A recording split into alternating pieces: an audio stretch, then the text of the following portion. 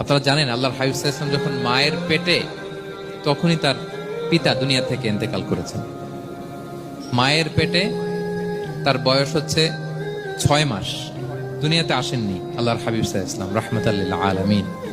মায়ের পেটে থাকা অবস্থায় বাবা হারিয়েছেন, দুনিয়াতে আসলেন 6 বছর বয়সে তিনি মাকে হারিয়েছেন। কয় বছর বয়সে? 6 বছর। তারপর মায়ের ইন্তেকালের পরে দাদার কাছে, আব্দুল মুত্তালিবের কাছে লালিত পালিত হতে লাগলেন। 8 বছর বয়সে দাদাও ইন্তেকাল করলেন। বাবা চলে গেলেন জন্মের আগে, মা চলে গেলেন 6 বছর মানে শিশু থাকতে। 8 বছর বয়সে তো শিশু, দাদাও চলে গেলেন।